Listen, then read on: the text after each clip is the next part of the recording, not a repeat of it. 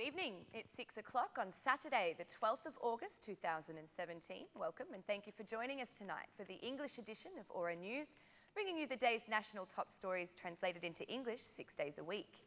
The Civil Emergency Service has reported 8 new fires in the past 24 hours. Affected areas include Tiran, Dibur, Durrës, Vlora and Gjirokastër. 75 firefighting teams assisted by 13 firefighting vehicles, 100 military forces, helicopters, dozens of volunteers and employees of the Directorate of Forests have all been battling the blazes. In Tiran, the operation to extinguish the fire near the Shenjeraj village continues. Firefighters and a helicopter are battling the blaze, but isolating the flames remains a challenge due to the rugged terrain. The local and central authorities are committed to combating the flames. Some blazes still appear to be active in Vor, where firefighting teams are aided by military forces providing air intervention. In Dibur, the situation is more problematic in the Machalar village, where the fire is threatening nearby houses. The mountainous rugged terrain combined with the large surface area of the fire means that this blaze is particularly challenging for the firefighters and military forces deployed there. Operations are also being carried out in the Vlora area, where fires remain active in 2 villages. The firefighting teams are aided by military forces and employees of the Forest Directory as they continue the battle with the flames.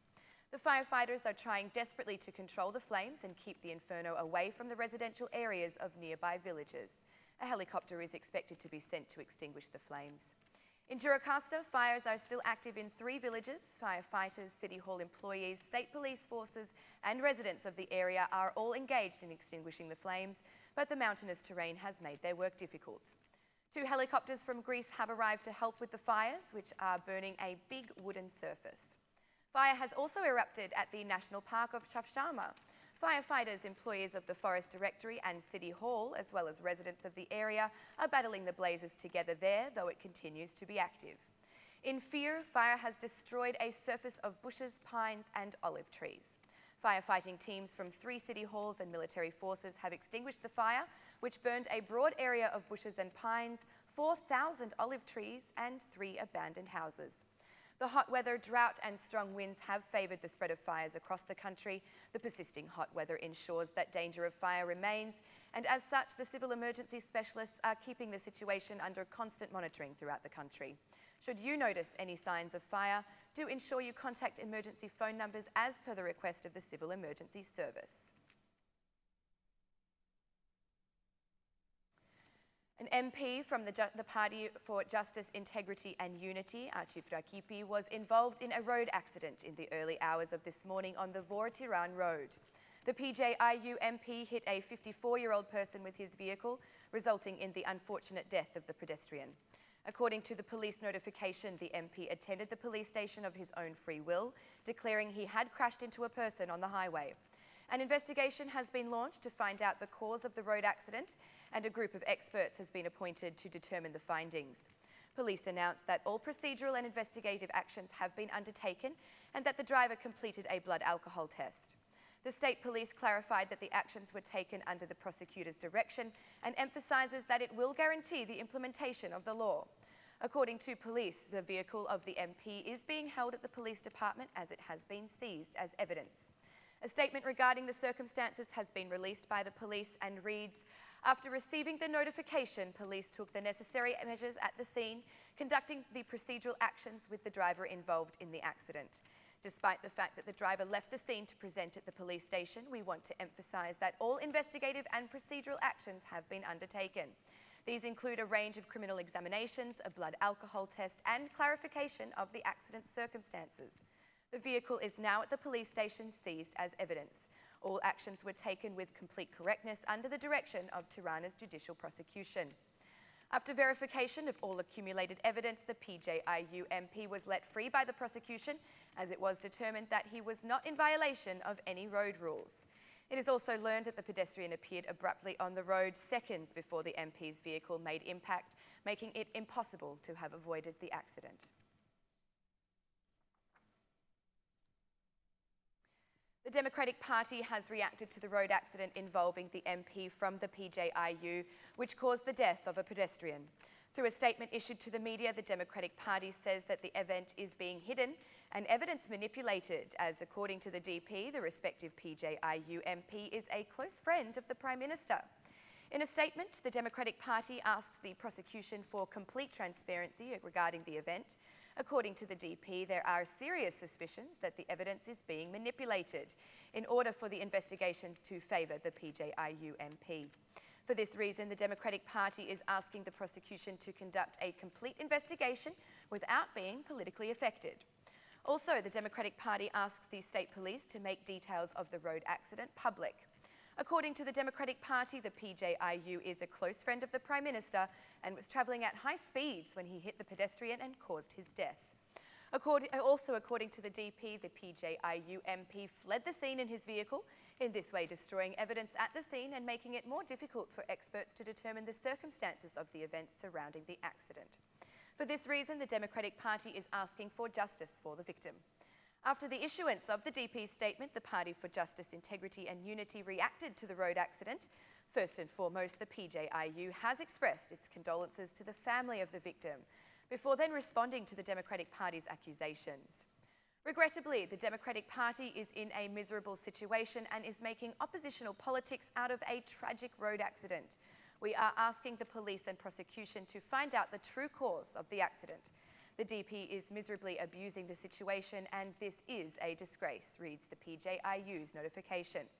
The PJIU have requested the police and prosecution to focus on the investigation and not to be politically affected. The Socialist Party has decided to gather its National Assembly on August 27th, only a few days before the new parliamentary session begins. Aura News has learned that the formation of the new government and the result of parliamentary elections will be discussed at the meeting.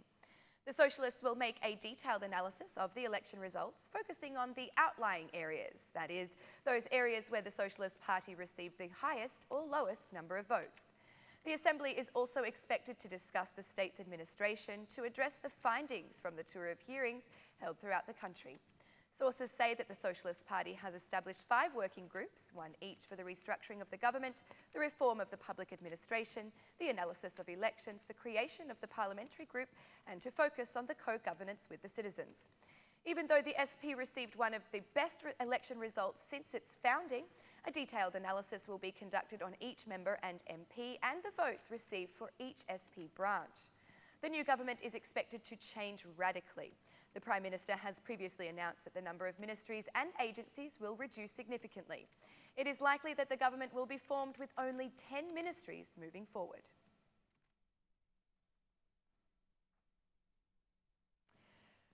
At the conclusion of the administrative investigation regarding the electronic ankle monitoring bracelets, the Ministry has found violations of law by the Secretary-General of the Ministry of Justice, who is currently suspended from duty.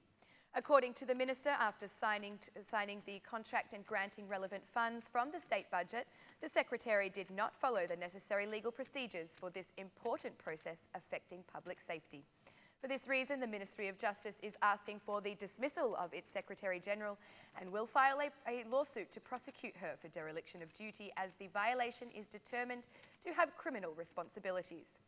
Through a statement issued to the media, the Minister of Justice also asks for the dismissal of the Director of the Probation Service after being found as the one responsible for allowing the private company to administer the ankle bracelets. Having now acquired the bracelets and obtaining approval from the company to install the central server of the electronic system at the Ministry, the administrative investigation on the ankle bracelets is now complete.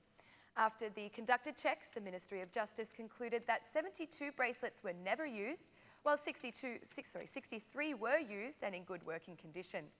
86 bracelets are currently in use by people who are under electronic surveillance, which will later be taken into possession case by case by the Ministry of Justice at the end of the relevant supervisory periods. The remaining part of the 300 bracelets purchased by the Ministry of Justice have proven to be defective. They were not taken into possession by the Ministry of Justice, but instead returned to the private company who supplied them in order to be repaired or for a substitution to be issued.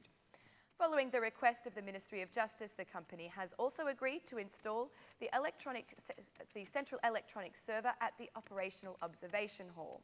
It will now be under the possession of the Ministry of Justice and will be administered and maintained by the private company as per the original terms of the contract.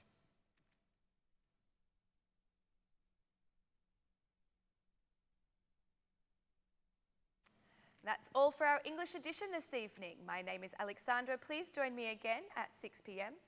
Monday through Saturday for your local news in English. On behalf of Aura News, thank you and good night.